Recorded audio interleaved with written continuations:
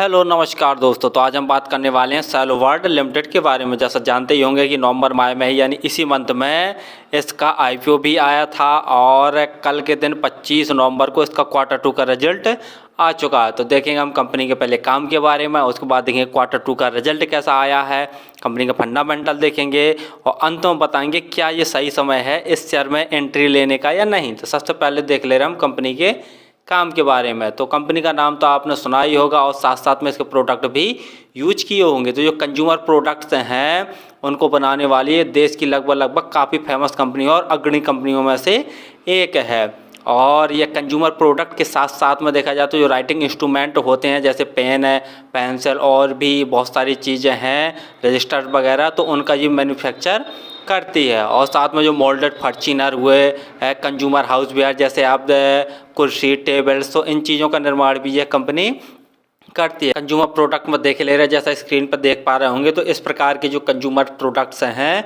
उनका मैन्युफैक्चर करके सेल करती है। और जैसा देख ही रहे हैं कि बोतल हुआ, थाली, कटोरी, चम्मच और भी देखा जाए तो बहुत सारी चीज़ें जिनका ये मैन्युफैक्चर करके सेल करती है। जैसा आप स्क्रीन पर देख पा रहे होंगे, बैग से लेके टिफ़िन से लेके बहुत सारी चीज़ें हैं। इसका जो सेक्टर है काफ़ी डाइवर्सिफाई है। तो कंपनी का काम तो बहुत बढ़िया और जैसा बता ही चुका है कि स्टेशनरी का सामान, पेन, पेंसिल आदि भी बनाती है।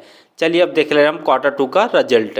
सेलो वर्ल्ड का क्वार्टर टू का रिजल्ट सितंबर 2023 का आ चुका है। जैसा देख रहे हैं कि जो रिजल्ट क्वार्टर टू का काफ़ी लेट आया है, 25 नवंबर को ही यानी कल के दिन ही अभी इसका रिजल्ट आया है। तो देख ले रहे हैं जो ऑल अमाउंट्स हैं वो हमारे लाख में दिए हुए हैं। तो जैसा नंबर 3 में देख रहे हैं टोटल इनकम, सितंबर 2023 की अगर टोटल इनकम की बात करते हैं तो 49,964 लाख का टोटल इनकम कंपनी ने जनरेट किया है।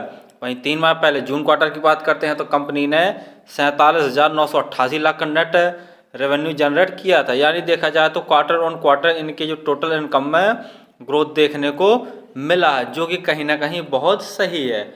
वहीं देख ले रहे हैं प्रॉफिट आफ्टर टैक्स, जैसे यहाँ आप देख पा रहे होंगे profit for the period 8 number पे। तो सितंबर 2023 में कंपनी ने 8,658 लाख का नेट प्रॉफिट जनरेट किया है। वहीं 3 माह पहले देखते हैं जून क्वार्टर में, तो जून क्वार्टर में कंपनी ने 8,282 लाख का नेट प्रॉफिट जनरेट किया था। यानी नेट रेवेन्यू में भी काफ़ी अच्छा ग्रोथ देखने को मिला है और नेट प्रॉफिट में भी काफ़ी अच्छा ग्रोथ देखने को मिला है। फंडामेंटल में जैसा देखते हैं कंपनी का मार्केट कैप 16,577 करोड़ का, स्टॉक कपी 62.3 है तथा इंडस्ट्री कपी 37.1 है।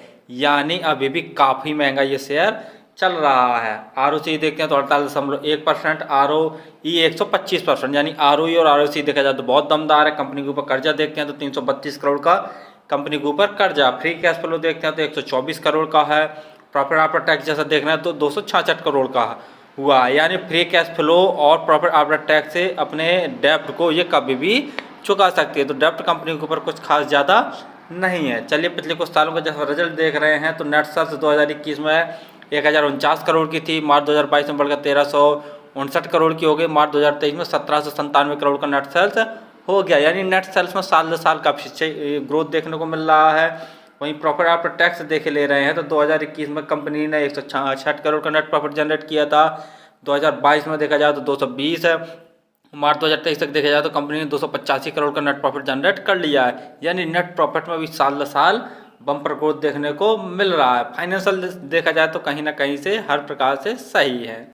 चार्ट पैटर्न में देख रहे हैं कि लगभग जो हाई है, हाई लगभग 810 रुपये के आसपास मारा था और अभी देख रहे हैं तो 780 रुपये जैसा प्राइस इसका अभी हाल ही में चल रहा है। यानी इसी महीने इसका आईपीओ आया था। जब से आईपीओ आया है तो देख रहे हैं कि शेयर में लगातार गिरावट जारी है। शेयर होल्डिंग पैटर्न में देखते हैं प्रोमोटर की हिस्सेदारी 78.06%, एफआईआई की हिस्सेदारी 2.78%, म्यूचुअल फंड की हिस्सेदारी 1.33%, इंश्योरेंस कंपनियों की हिस्सेदारी 1.13% और डीआईआई की हिस्सेदारी 9.29% है। रिटेल भाइयों की हिस्सेदारी देखते यानी नॉन इंस्टीट्यूशन तो इनकी हिस्सेदारी 7.41% है। फाइनली हमने कंपनी का काम देखा तो बहुत दमदार है, हमेशा डिमांडिंग वाला है और चलते रहने वाला है। दूसरा देख ले रहे क्वार्टर टू का रिजल्ट भी बहुत दमदार आया है कंपनी का।